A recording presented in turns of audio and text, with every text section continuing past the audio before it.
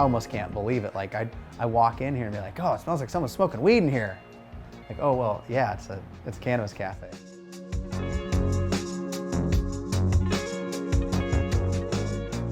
So we grow, process, and sell marijuana.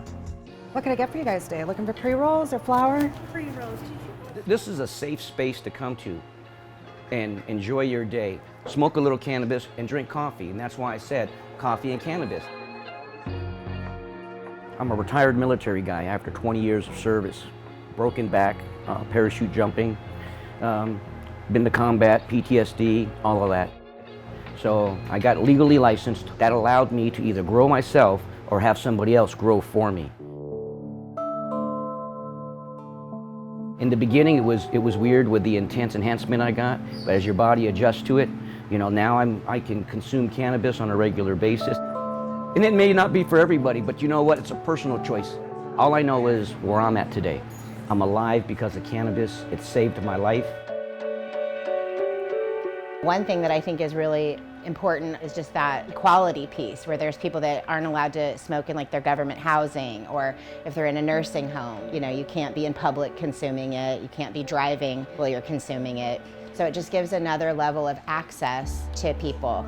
All I know is I'm thankful for this one, and this was the first licensed cannabis cafe business, right? Did I get that right? Yeah, it is kind of a big deal.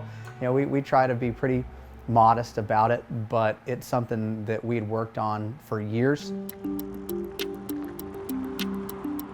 We were the first marijuana cafe in the US to be state licensed.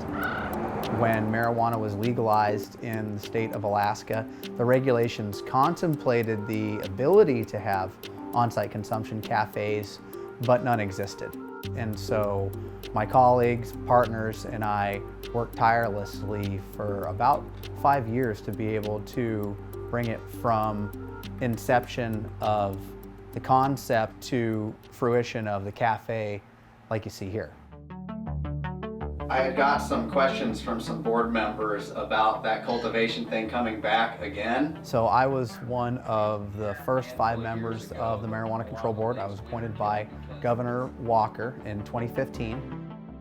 The Marijuana Control Board and their staff were tasked with creating the framework of regulations that were in support of the legislation that was passed. And then it wasn't for another, say 2.5 years that we actually got to the point in the regulations process where we approved cannabis cafes.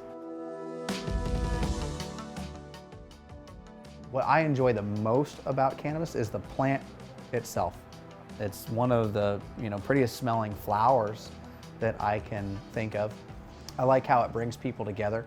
Most people prefer to consume a joint together versus on their own. I love its history, how it's one of the oldest cultivars out of any plant that we have in agriculture. It's an interesting plant in that it heals, I think, humans, and it can also heal the planet. You know, we got into growing the hemp, CBD, CBG for medicinal reasons, for oils, for salves, to help cure humans, right? To be part of the solution. Obviously, there are wonderful uses for water conservation. It uses so much less water than cotton, so for fibers, hemp is a great use. It can literally heal the earth, right? If you plant this hemp in a toxic zone, it pulls out heavy metals. This plant will do that, right? But something that we're immediately working with is hempcrete. So it's a mixture of concrete and the sort of inner husks of the hemp plant, which is an incredible source of insulation, especially in Arctic areas, that really kind of reduces the need for energy consumption. A substance isn't truly legal unless it's accepted publicly. I had seen how much damage had been done to our community by prohibition. The worst part about smoking a joint was getting caught with it. And I just thought that was wrong. I love Alaska. It's a great state, it's my home. And it just didn't sit well with me that I could be an emergency responder for my day job and be one of the good guys. And then when I went home at night, if I smoked marijuana, that my friends and I were somehow bad. And marijuana prohibition was just something that needed a change, and I felt I was well suited to help make that change. So here we are.